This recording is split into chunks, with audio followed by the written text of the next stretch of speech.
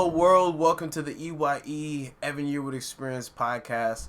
This is episode number 5 and I'm super excited like always, but today I'm even more excited because I have a special guest here today that flew all the way from California, my sister Corine. Can you just say what's up, where? Hello. That was like the most adorable little hello, like just I'm not too sure if this is okay. So yeah, my sister just flew in today. We just got back from dinner. Had some amazing food at the Lindenwood Diner, and I'm super excited to have her here today. Corine, are you excited to be back in New York? Oh man, I've missed it so much. You miss New York so much? Yeah, I don't like California that much. Dang. Yeah. The energy was totally different when we were driving there. Yeah, no, driving there was fun, but it was like we were barely in California that we got to see. Yeah. But like everywhere else, I really enjoyed. Yeah.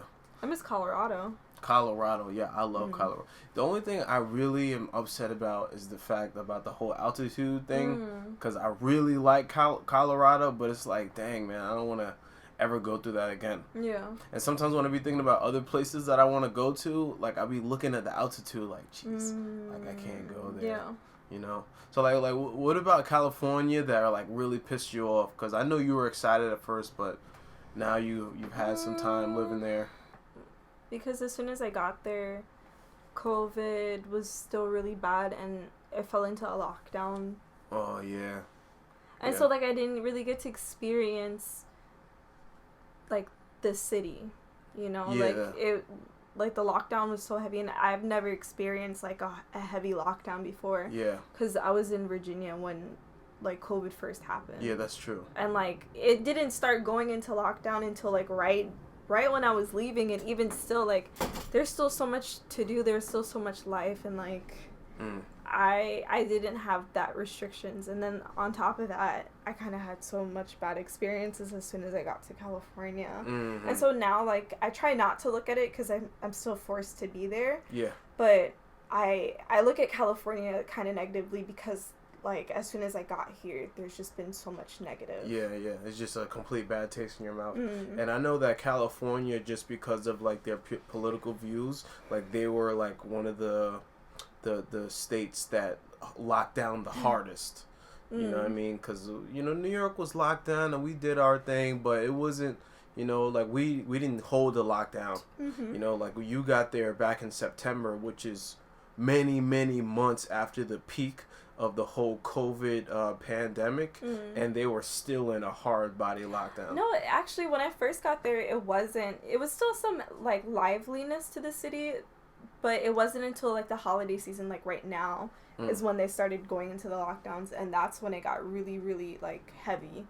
But I got a little taste of some, but, like, still, I mean, like, when you first go to a new city, you're not gonna know shit about it in, like, the first 2-3 months. Yeah, and course. So as soon as, like, I was able to really, like, settle myself in, like, my apartment or living situation, work situation, like, there wasn't shit for me to do except for, like, go home.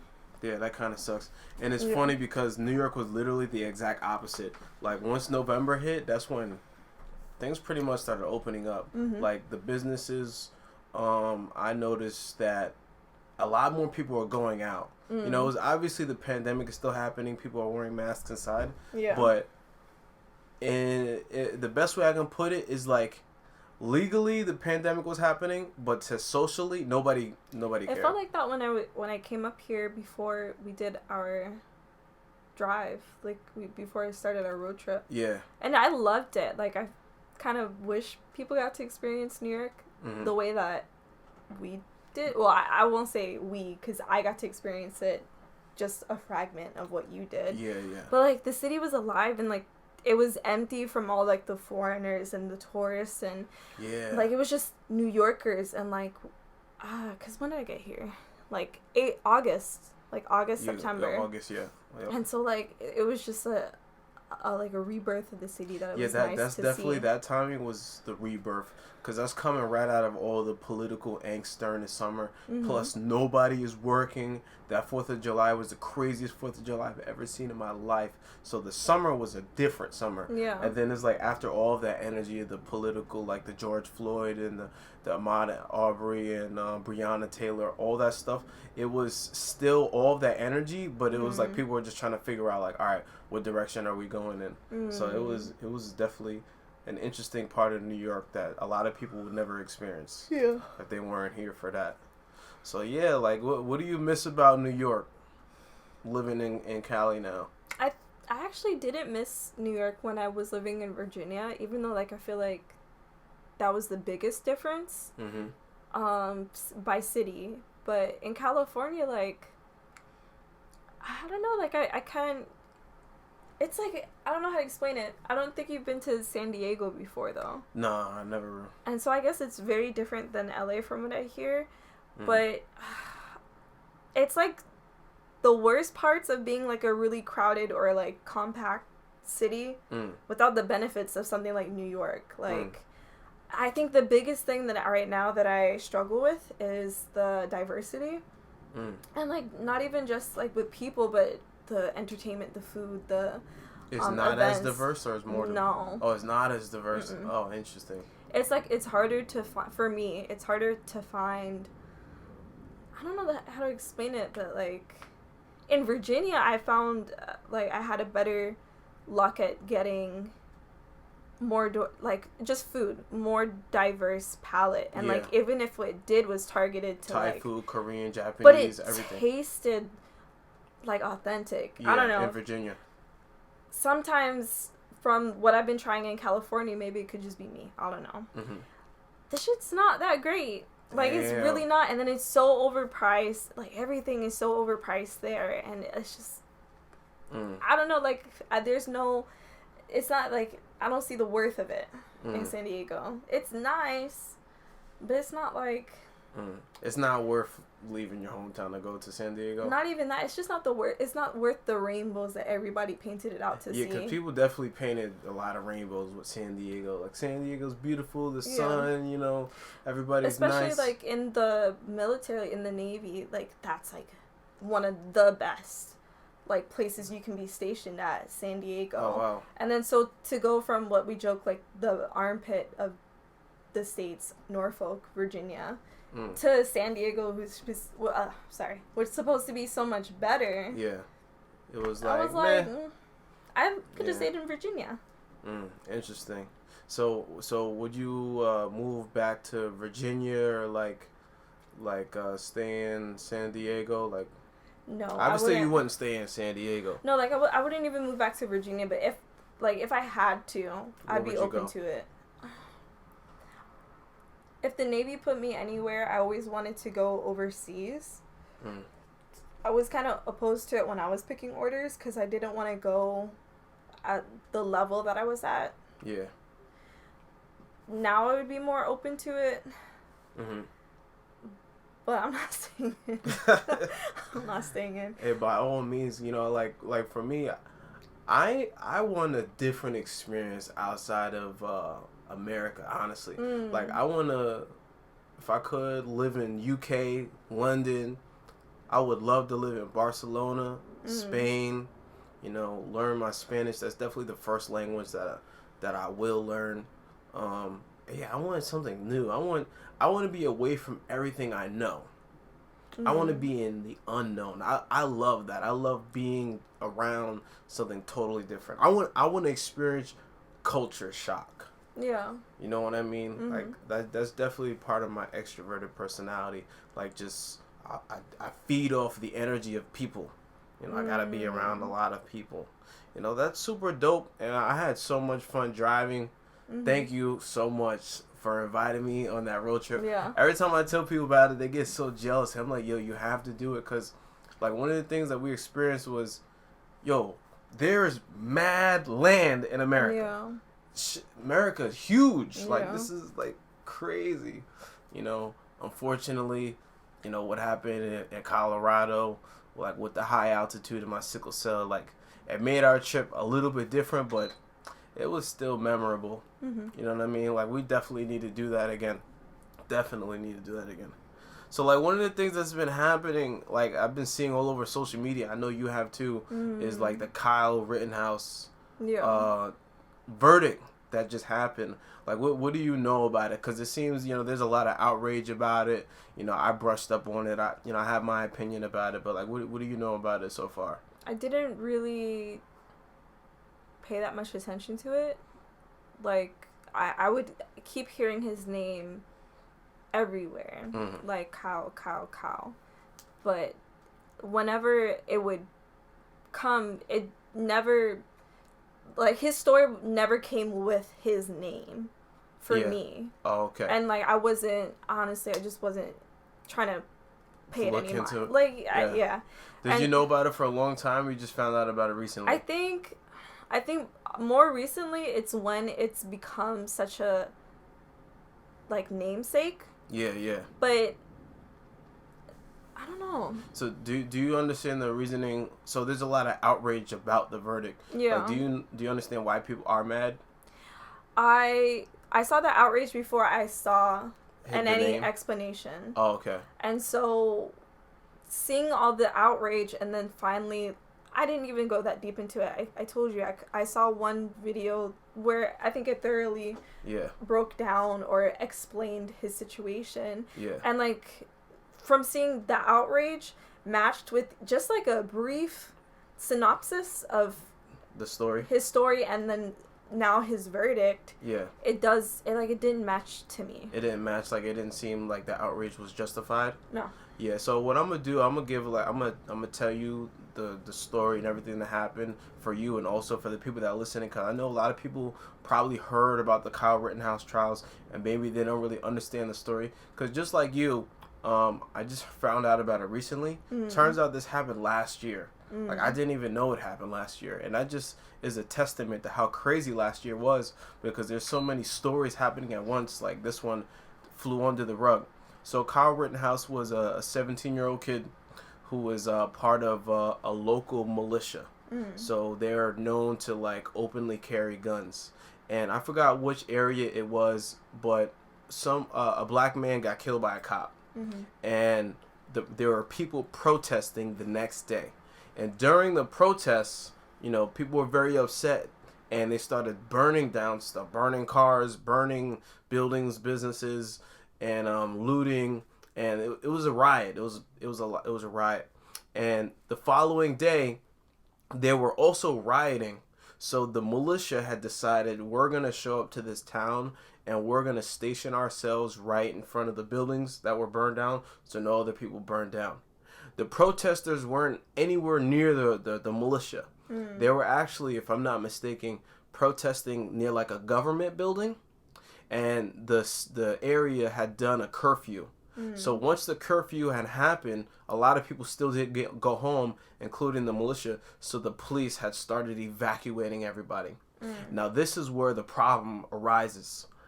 Imagine if you're looking at a map, you see the protesters right near the government building. The militia are nowhere near the protesters. They're, like, several blocks away near the burnt down buildings. But the police had pushed the protesters while they were dispersing them in the direction of the militia. And here's where my problem arises with mainly the police. It's alleged, based off of what one of the militia guys said, that the police told him they were going to push the protesters toward the militia, and when they get pissed off at them, that's when they were going to disperse them. So it's alleged that the police intended to push the protesters toward the militia.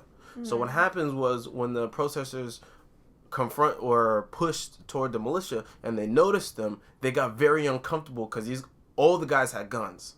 All the guys in the militia had guns, and they had, like, you know, M16s. They weren't no pistols. They were fully, you know, full body weapons. So a confrontation happened, and there was a lot of arguing, but as far as I'm concerned, there wasn't really much violence.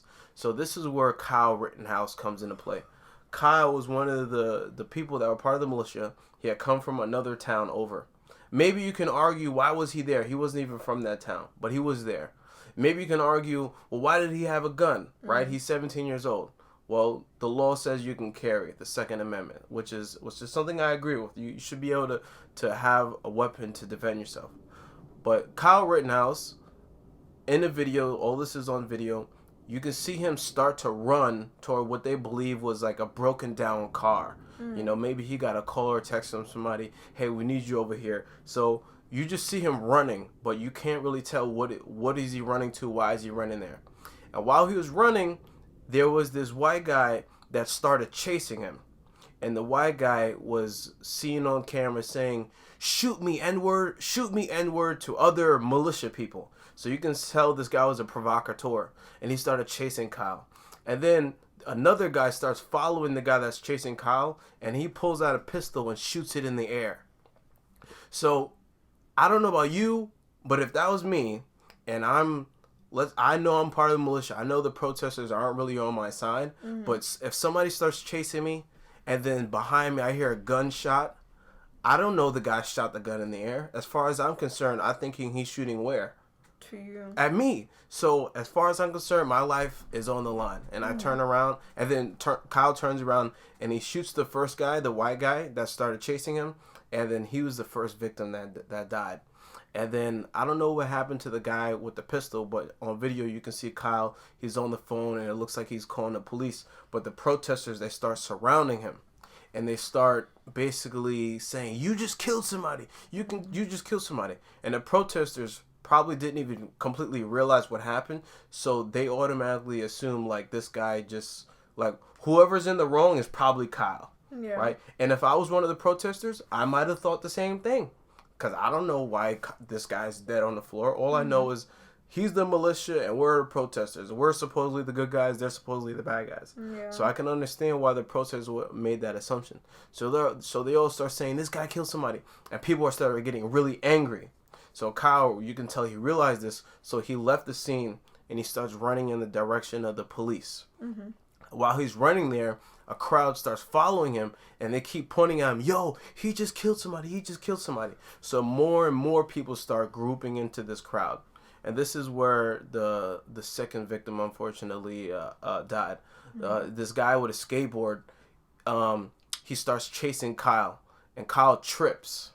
And then as soon as Kyle trips, basically the crowd starts saying, yo, he just fell, get him. And the guy with the skateboard, you can see on video, he like pulls out his skateboard and tries to smack him, right? Or like hit him with it. And then another guy who was a medic, he pulls out a handgun. And ask yourself this question: if you are on the floor, you know these people are very upset with you, and you're getting chased, and somebody pulls out a handgun, what do you think he's gonna do? Just shoot. He's gonna try to shoot me. So I'm saying this to like put yourself in a position, because I'm not making any sides. I'm looking at the facts and I'm just thinking, what would I do in this situation? I have my own opinion about the whole thing, but I'm laying out the facts. So Kyle, he shoots the first guy with the skateboard, and he was unfortunately the second victim that passed away. And then he shoots the other guy that has the pistol, that brandished his pistol, and he gets shot in the arm. And then Kyle, he gets up and then he runs toward the police and he tries to surrender. So this is where I have my problem, where I feel like maybe this is where people's anger should be directed toward, or we could talk about that actually. But when Kyle tries to surrender himself and the other people point like he just killed 2 people, the police don't arrest him. So I can understand why everybody's so outraged, because you can argue, well, if that was a black guy that just killed 2 people, that would have been a different situation. Yeah. And maybe you could argue that, I don't think that's a bad argument. I don't understand why they didn't arrest him or detain him. But you can also argue, well, they weren't detaining anybody that day. Like, there's this girl on video who got, one of the police grabbed her and was like, listen, we're not going to arrest you, just don't come back. So they weren't detaining anybody. Now, we were talking about this a little earlier, and I wanted to give that just whole thing because, number one, I understand a lot of people don't understand it, and I think a lot of people are just seeing like the whole double standard thing and without looking at all the facts and just upset at the verdict, which I can understand. Like, there is a double standard. There is a thing called prejudice. People do judge you just off what they look. But given Kyle's situation, he wasn't there for any ill intent. Mm-hmm. He was there to protect the community, mm-hmm. right, from people that were arsonists. Not all the protesters were arsonists, but some people were burning down cars and buildings. And then number two, those people had tried to kill him, you know, or he thought they tried to kill him. And if you were in a situation, when you see the video, you would think the same thing, you know, like you said you had a brief, like you saw a brief overview of what happened, and you felt like it didn't connect. Like, can you like maybe comment on like how you feel about how people's outrage on like the whole thing? So I feel like with the video that I saw, he did a really good job at explaining not his innocence, because the man that I watched, he didn't try to play it as if, you know, Kyle should be guilty or innocent. He just like laid out, this is what happened. And he showed clips of the video as well as from the proceeding where one of the men said, well, yeah, Kyle didn't like raise his gun to me until I showed him mine first. That just sounds like self-defense. Yeah. And like, just with the little bit of information that I sought out for, it does sound like self-defense. There was a lot of gray area, I guess. Maybe you could talk about should he have even been there to begin with, you know? Yeah. I don't know. I'm not going to try to play like I know that much about what Kyle stood for, what he was standing for. Yeah. All I know is what happened. Yeah, he was there. Like, all right, as far as why he was there, or should he have been there, or should he have had the gun, I won't argue with that, because at the end of the day, he's a United States citizen, just like all of us, and everybody has the right to do it. So I'm not going to question his choice, because freedom is freedom. You have freedom to choose whatever you do within your rights. So as far as, like, you want to say something real quick? Yeah, because I'll bring it back to what you had asked me. I just genuinely don't see the outrage when it comes to his verdict. Like, if you look at the facts. Yeah. And so I was saying before, I feel like it's a lot of misdirected frustration, because this case, I feel like, was handled correctly. Yeah. A self-defense outcome. Yeah. And then somebody had kind of made the analogy or comparison to somebody like Breonna Taylor's boyfriend, which I don't know how that ended, but I know the police had came into Breonna Taylor's apartment midnight unannounced on, you know, the wrong charges. Yeah. They were innocent, started shooting into sleeping people's homes.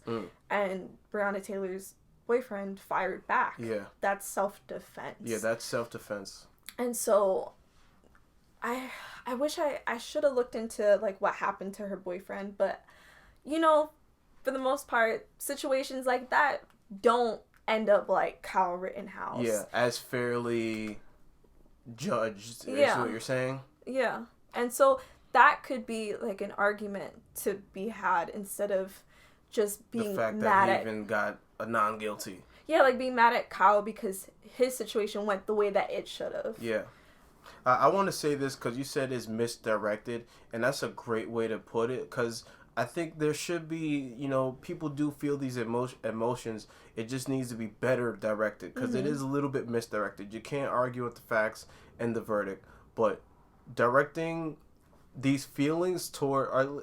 there is prejudice that happens. People do prejudge you based off of how you look and if you're black, and we know the cases of injustice where people don't get verdicts that should make sense. Blatantly should right? Make sense. So I think the point of me even bringing this up, number one, to clarify like a lot of confusion, and then number two, like if you're going to have the argument, which is what people are having online, have the argument toward like, listen, he's obviously non-guilty, but the reason why we're upset is because we don't trust that a black person in the same situation would would get the same verdict. Yeah. And the reason why it's so important to be clear on that is because you had to be intellectually consistent, right? Like, if somebody's not guilty, they're not guilty. Yeah. And just because you feel like they get a better treatment, and then somebody's in a case where the verdict is not guilty, you can't be upset at that. It's like, all right, given that context, that makes sense. Yeah. But it doesn't take away from the fact that there's still discrimination and inequality that people face based off of their gender, the fact that they're a female, or that they're a black person. Whenever you're voicing your rage, or your how you feel, you gotta be intellectual about it. Because here's what happens when you're not. Like, when you get upset, like, he should be guilty, and then somebody who's logical looks it up and is like, well, obviously he should be not guilty. Then now any future arguments you make really don't hold any weight. Because if you're just yelling, if you're just running your logic through your feelings all the time, then people don't take you serious. And then how is that going to contribute to any true arguments that need to be had? Like George Floyd, you know what I mean? Like, obviously that's something where nobody can really argue because it was completely on video, but for a certain... People still did, though. People still did? Yeah. That's true, but they got drowned out by the world. I don't know, there was, like, this huge campaign against the person that George Floyd was. And so it's like they tried to completely diminish all the evidence, all the proof, because... some charge, some fucking random charge. That's true. That should be, like, that would be a perfect reason to have outrage, know? On top of, like, all the evidence, like, why the fuck do y'all care? Same thing with, God, if I can pronounce his name, Ahmaud Arbery. Ahmaud Arbery, yeah. Like, with his situation, again, he was innocent. Like, he went into, like, I believe it was like a new home. He wasn't even like... he was running, if I remember, he was running through a neighborhood.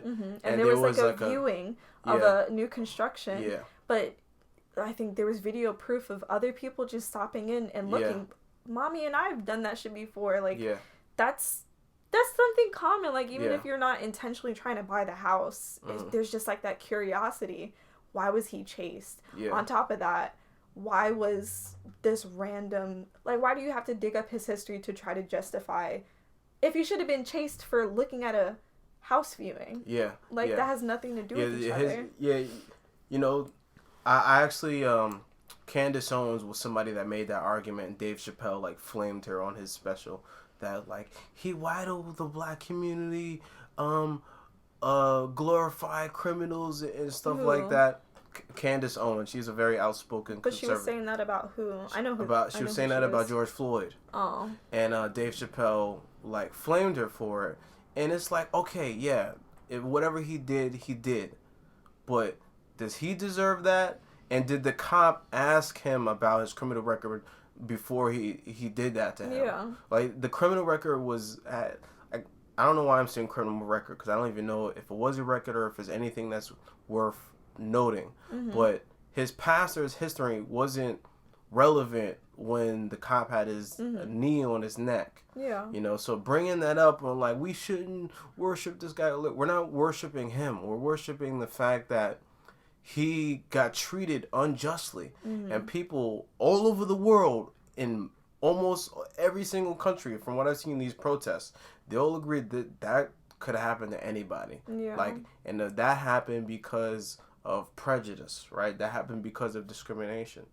So like, when this is the reason why you need to look at these things, you need to talk about these things, is because it's real, right? It's emotions that build up in people, and people feel frustrated. But the only way that you're gonna come to consensus, or even bring other people together toward a solution, is by talking about it. Maybe you're not going to be able to come to a common ground with the people that are oppressing these acts or doing these acts, or are too ignorant to give a damn to think differently, but you need to talk about these things to other people that will listen. But most importantly, you need to do it in an intellectual way. You can't be getting upset at the Kyle Rittenhouse verdict well, he should have got guilty. Mm-hmm. He deserved to get not guilty. He didn't do anything wrong. And if I was in this situation, I would have done the exact same thing because I would have been fearful of my life. So you gotta be able to. You can't just play teams, is what I'm trying to say. Mm-hmm. And I hate when people are like that in politics. I'm bipartisan. I'm not for a president. I'm for what makes sense. Mm. I'm a New Yorker. Give me the practical, pragmatic answer to solutions. Mm-hmm. If we need a more Republican way of dealing with current issues, we need a more Republican way. If we need a more Democratic way, we need a more Democratic way. I also want to add this too, because I think this is really important about like bipartisan. When America was founded, the country was very Republican. Yeah. Republican leans, like if you were to try to describe Republicans or right wing in one word, it would be actually I was wrong. The founders were very democratic. Well, it was different back then. What Republican standed for and what Democratic standed for were swapped. And so like a modern day Republican today would have been a Democrat back then. Yeah, but let me try to explain it through the definition I was going to get to, because it's going to make a little bit more sense. Mm-hmm. Like, if I were to describe Republican in one word, it would be, conservative, keep the same, don't change things. And Democratic is progressive, progress, change, what do we need to change? So, you have the Republicans and you have Democrats. Republicans are more like traditional marriage, keep certain laws the same. Democrats are like, let's change things. So how do you know what do you need to change, and how do you know what do you need to keep the same? Mm-hmm. You argue about it. Mm-hmm. You have a debate, and whoever's idea wins. So I'm saying that the founders, in my definition, was more democratic because they wanted radical change. Mm. They wanted to be out of the British rule.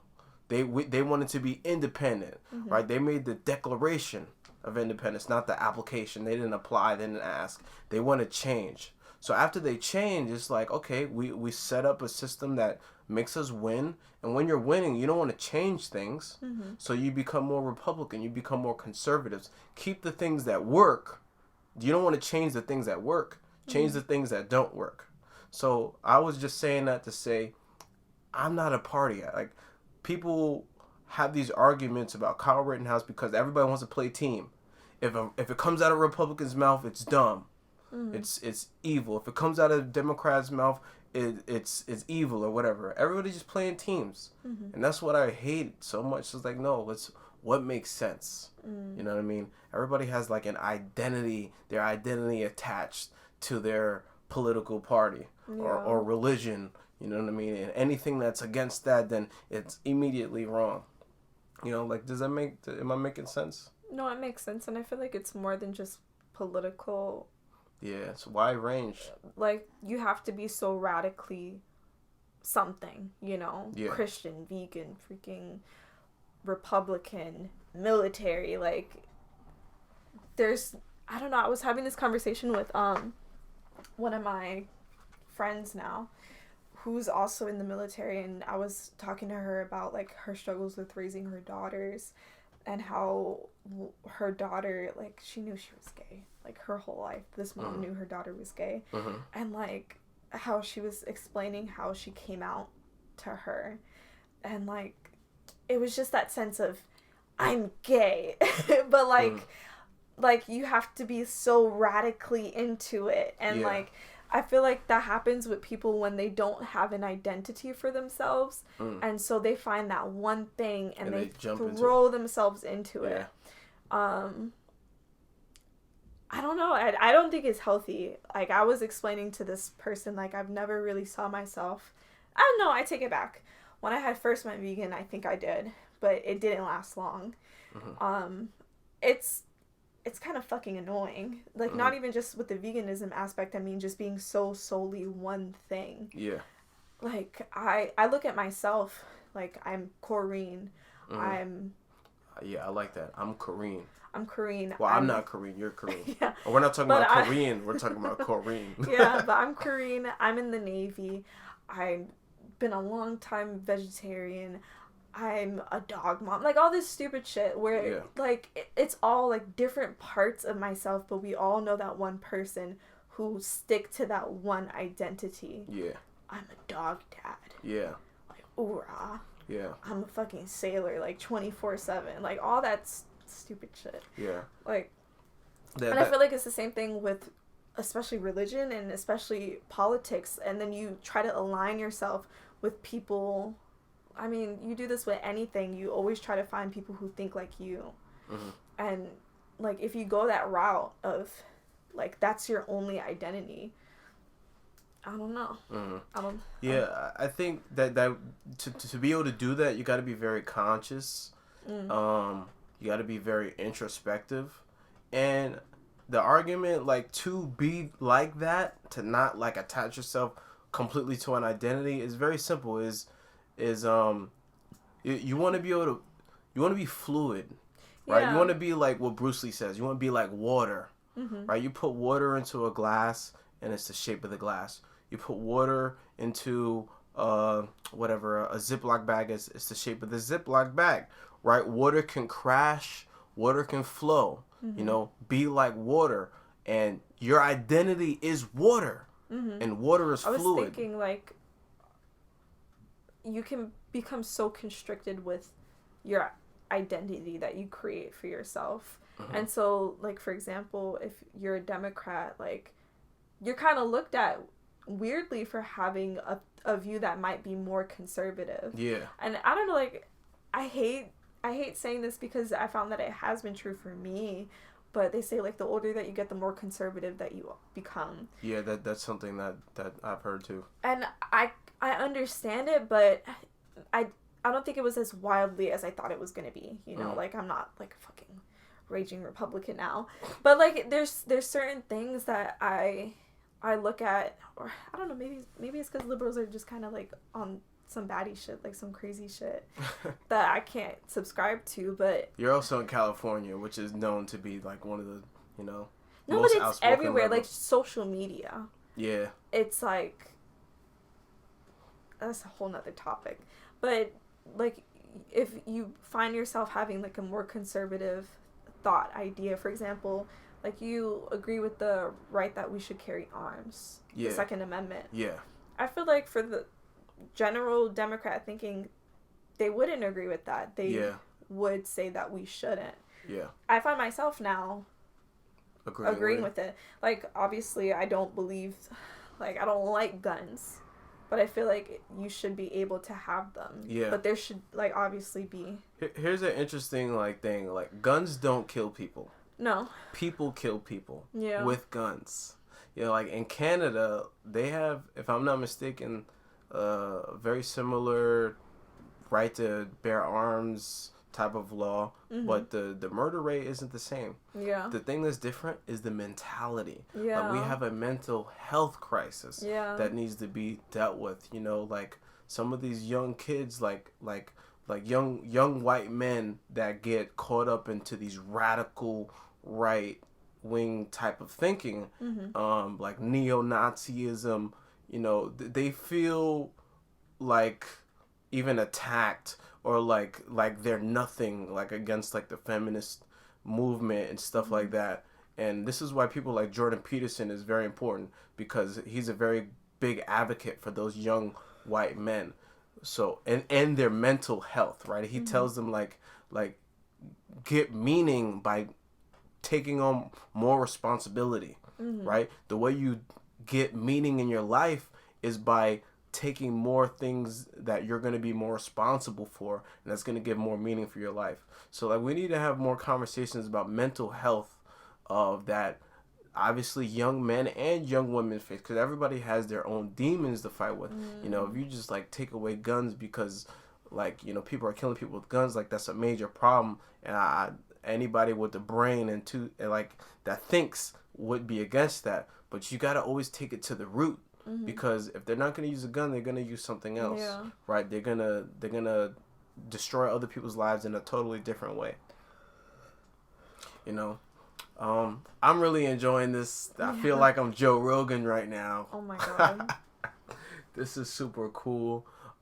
We're actually, like double the time over what I usually do for a podcast. Mm-hmm. So we're gonna wrap it up soon. Before I end it, is there anything that you want to say or like get off your chest or maybe like touch on about this topic? No, not really.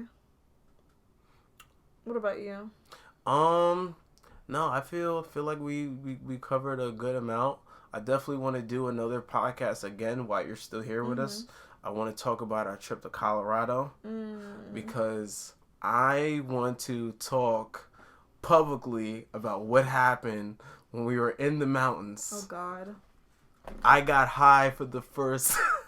It was the worst I got high for the first time, and I thought, man, this is nothing. Because over there, they got edibles, and at the end of the day, we were just going to like, all right, we're just going to chill. I'm going to try one. And it was pretty crazy. I definitely did not handle it well. No. And I'm going to share that with you guys, with my sister, because she was there. And I thought, you know what? If I'm ever going to do this, I'd never done anything about weed at all before. So I was like, if I'm going to do this, I'll do it with my sister. You know what I mean? Like, I trust her with my life. And I almost died. I mean, I literally almost went to the... literally went to the hospital the next day. Not because of the weed, though. That's arguable. I don't think so. I feel like, if anything, that might have chilled out whatever the fuck was going on with you. Nah, she's 100% right. But yeah, so that's going to be the episode for next week. Make sure you tune in. I got my sister here. Thanks for listening. This is the Evan Yearwood Experience, and until next time, peace.